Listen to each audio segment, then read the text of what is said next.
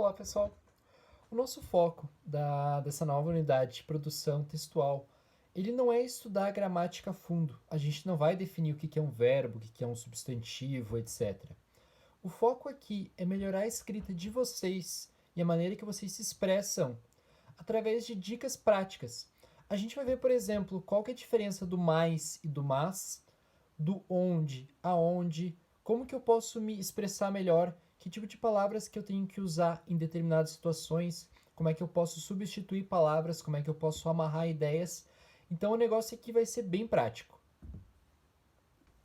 A comunicação oral e a comunicação escrita, elas são similares em vários pontos, elas se assemelham em vários aspectos.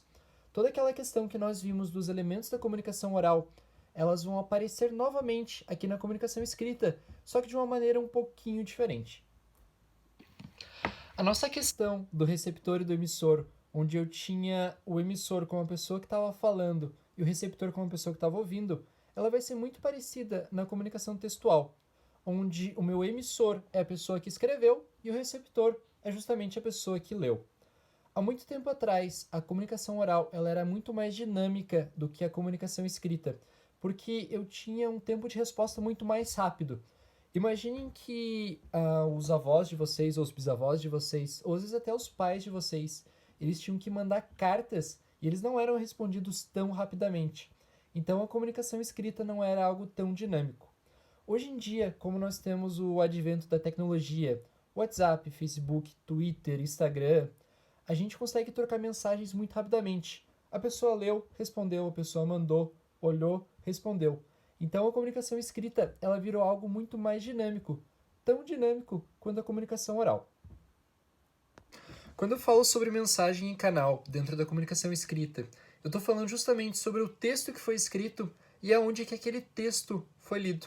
Por exemplo, se eu leio uma notícia dentro de um jornal, a notícia vai ser a mensagem e o jornal que eu li aquela notícia vai ser o meu canal.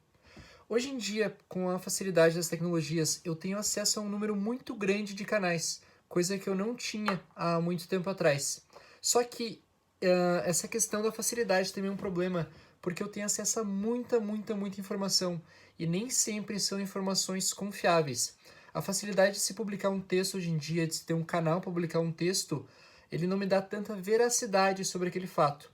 Então, sempre que eu estou lendo uma notícia nova ou qualquer tipo de informação, é sempre importante que eu confie naquele veículo que está me passando aquela informação. A gente viu na questão da comunicação oral que o código, o único fator atrelado a ele é o idioma que eu estou utilizando para fazer a minha fala. A partir do momento que a gente puxa o código para a linguagem textual, para a linguagem escrita, a gente vai ter mais um fator junto com o idioma, que é a questão do alfabeto que eu estou utilizando para escrever esse texto, para passar a minha mensagem. No Brasil, a gente é muito acostumado com a questão do alfabeto romano, A, B, C, D, porque além dele ser utilizado no português, que é a nossa língua, ele também é utilizado no inglês e no espanhol, que são as línguas que eu geralmente aprendo ou na escola ou em um cursinho. Só que no mundo a gente tem vários tipos de alfabetos que são completamente diferentes do alfabeto romano que a gente utiliza aqui no Brasil. No Japão, por exemplo, eles se utilizam até 3 tipos de alfabetos diferentes para diferentes tipos de situações que vão possuir diferentes tipos de símbolo para cada palavra. Então a questão do alfabeto é um negócio muito rico e se tu parar para explorar, é um negócio que pode até se perder. O contexto ou referente dentro da linguagem escrita, ele é algo que afeta tanto a pessoa que escreveu um texto quanto quem está lendo esse texto. Se eu, Matheus Ávila, nesse exato momento pegar meu celular e escrever uma mensagem para minha avó no WhatsApp, cheio de gíria, cheio de abreviação e cheio de emoji, provável que ela baixe o óculos dela, leia aquela mensagem e entenda muito pouca coisa do que está escrito ali.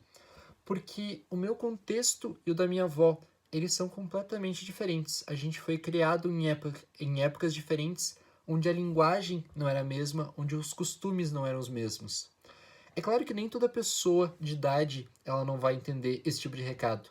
Às vezes a vivência dela, o contexto dela permite que ela entenda qualquer tipo de mensagem porque ela vivenciou aquilo. não é só o fator tempo que vai afetar o meu contexto, que vai afetar o meu entendimento sobre as coisas. Ele também é muito atrelado à questão financeira.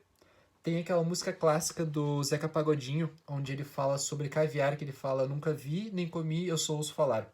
Porque não faz parte da condição financeira do Zeca Pagodinho o caviar, não faz parte do contexto dele. A questão também do contexto é atrelada, além do tempo, da situação financeira, a questão educacional, o quanto que eu estudei, e muito também atrelada à questão do regionalismo, aonde que eu moro. Existem algumas gírias aqui em Santa Catarina que talvez uma pessoa de São Paulo não entenda, assim como talvez existam gírias em São Paulo que uma pessoa, sei lá, do Amazonas não entenda, ou às vezes gírias do Nordeste que aqui no Sul a gente não vai entender, porque elas não fazem parte do nosso contexto. Se eu moro com uma pessoa que ela veio de um lugar assim, que ela veio do Rio de Janeiro, que ela veio de São Paulo, e ela utiliza essas gírias comigo, essas gírias elas vão fazer parte do meu contexto. Então eu vou conseguir entendê-las. Então o contexto é algo que está sempre se modificando.